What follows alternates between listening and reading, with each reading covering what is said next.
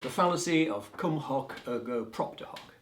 This is the fallacy of assuming that because two events happen at the same time as each other, they must be causally related.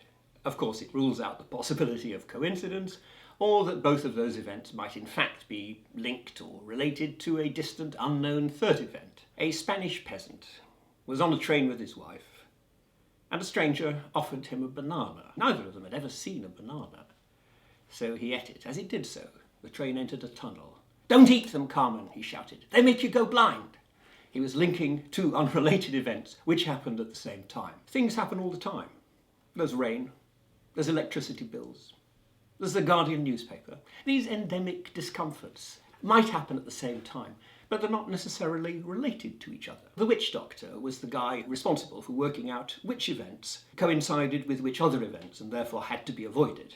You know, if you danced the wrong way around the totem pole, you'd cause thunderstorms. For us, it's actually more complicated in the modern world. There are whole branches of statistics devoted to showing the probability that events might be related to each other or simply the product of chance. A statistician looked at the data for children aged 7 to 12 and discovered an amazing correlation. The larger the shoe size, the neater the handwriting.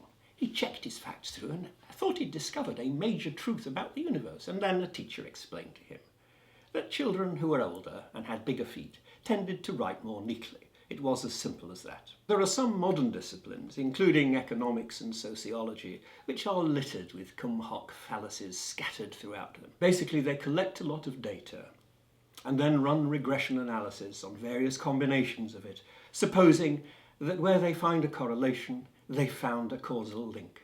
It doesn't always happen. You could, if you wanted, suppose that elections make people spend more money.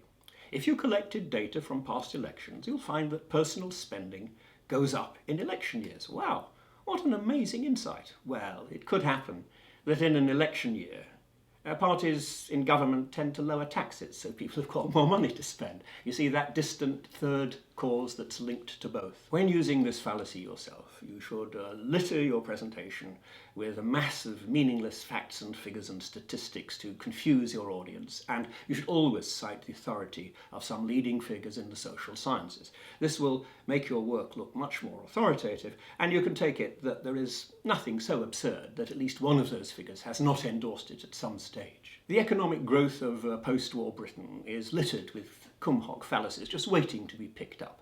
For example, if you plot the consumption of frozen peas against the illegitimacy rate, you'll find the two graphs match each other almost precisely.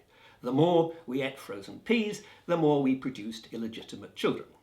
Now, it could be that society was becoming wealthier and we could afford convenience foods and people had more leisure in order to do the naughty things that produce illegitimate children. When you use this fallacy in print, just juxtapose headlines. That's the easiest way to do it.